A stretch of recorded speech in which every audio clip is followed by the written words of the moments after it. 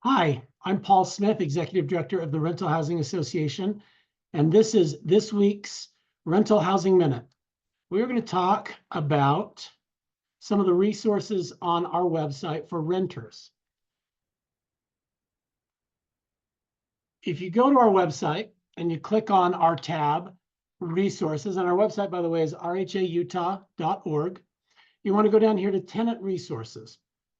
We just have some terrific resources for people that are one of the 1 out of 3 Utah households that rent. So the first set of resources are the different types of notices.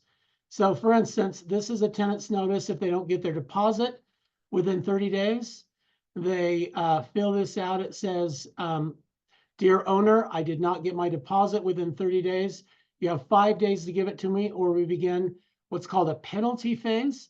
And in that penalty phase, they get $100 statutory damages plus attorney's fees and court costs. So if you know anyone who's not getting their deposit back from their landlord, this is the form that they need to fill out. Second is the fit premises notices, or if something is not working in your home. For instance, if there's a habitability issue, the water, the sewer, the electrical, the plumbing, the air conditioner, doors and windows don't secure. Tenant would go in here and they'd fill out this 3-day deficient condition notice. It basically says, hey, landlord, something is broken in my apartment within 3 days. You need to start repairs on it. And then they're going to write here, air conditioning is out or furnace is broken. When they serve this notice, they also need to check one of these boxes.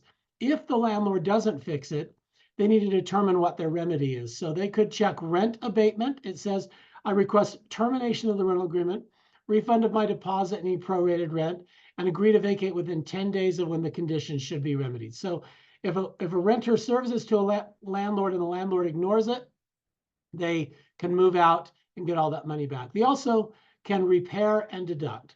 So they might check, I will cause the condition to be remedied by the appropriate licensed persons, deduct the actual amounts from next month's rent, and provide copies of the receipts. And that if their landlord ignores them, they can do that as well. So these are those notices. Now, remember, people can only serve these if they are current on rent, and landlords have to begin repairs within the 3 days and be doing their best to get it fixed. So for instance, if you called the plumber and he's 3 days out on an appointment, and then he comes out and he's 4 days out on a part, as long as you're communicating and in certain cases mitigating damages, for instance, if the heat's out, you can take them space heaters to mitigate damage. But as long as you're doing that, you're fine. So there's some other notices that they can serve their rental operator. There is who can I contact if I have issues paying rent? Multiple contacts. There's a great informational box here on application fees. If they're having questions about application fees, they can click on there. If they have tips for avoiding an eviction, if they want tips for avoiding an eviction, just as a reminder, when people can't pay rent, it's terrible. It's not only bad for them, it's bad for the person that they've agreed to pay rent on a monthly basis. So they have an obligation to fix that. And so if you're struggling to pay rent, social service agencies kind of say there's 4 safety nets. 1, your personal resources. Get an extra job, drive Uber on weekends and nights, get a loan, that kind of thing.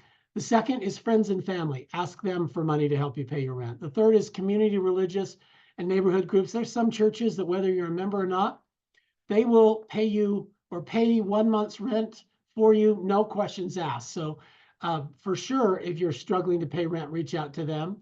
Next, government groups, including there's lots of rental assistance still available right now. I think Salt Lake County has $2 million in rental assistance. And then the other option is they can move. If they can't pay their rent, they should move. But fortunately, our eviction process is really rare. We're one of the lowest 10 states in the country. And so we don't evict very many tenants.